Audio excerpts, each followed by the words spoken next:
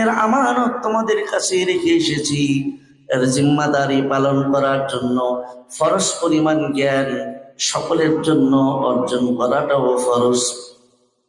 আমার ভাইয়েরা, কিন্তু আফসোসের সাথে বলতে হয়, আজকে বাংলাদেশে 17 কোটি মুসলমান, 94% সংখ্যাগরিষ্ঠ মুসলমানের দেশ হলো বাংলাদেশ। কিন্তু আল্লাহর রসুলের রেখে যাওয়া এই আমানতের হিফাজত, এই আমানতের জিম্মাদারি পুরোপুরি পালন দূরের কথা, যতটুকু জ্ঞান আল্লাহর নবী অর্জন করাকে ফরজ করেছেন, ওই ফরজ পরিমাণ জ্ঞান অর্জন করাও দূরের কথা। ইবাদতের জমিনে প্রবেশ করার জন্য, ইবাদতের জগতে ঢুকবার জন্য শরীয়তের মধ্যে পূর্ব শর্ত যেই পবিত্রতা অর্জনকে পূর্ব শর্ত তহারতকে বানানো হয়েছে।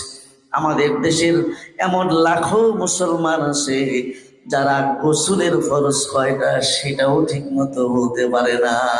আছে কিনা বলেন? এই যে তাবলিগের ভাইরা চিল্লায় যায়, তারা এখানে এসে কারগুজারি শোনায় যে অমুক জায়গায় গেছি, গোসলের ফরজ কয়টা বলতে পারে না। জবাব দেয় গামছা লুঙ্গি সাবান 3 ফরজ, এমন জবাবও আসে।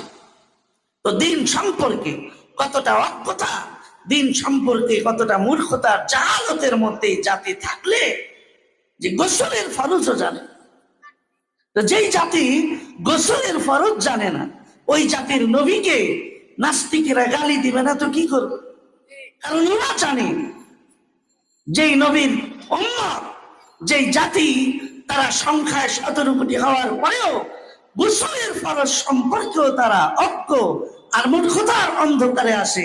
ওই নবীর, ওই জাতির নবীকে গালিগালাজ করলে, ওই নবীর ইজ্জতে, ওই নবীর শানে মানে আঘাত করলে ওই জাতি যে কঠোর প্রতিবাদ করবে, এটা ওদের, আমাদের হিসাব না থাকলেও ওদের হিসাব করা হয়ে গেছে। এ কারণেই 17 কোটি মুসলমানের জমিনে বসে এই গুটি কয়েক নাস্তিক আল্লাহ রসুলের শানে, ইসলামের শানে বেয়াদবি করার দুঃসাহস পায়। এটা আমাদের ব্যর্থতা।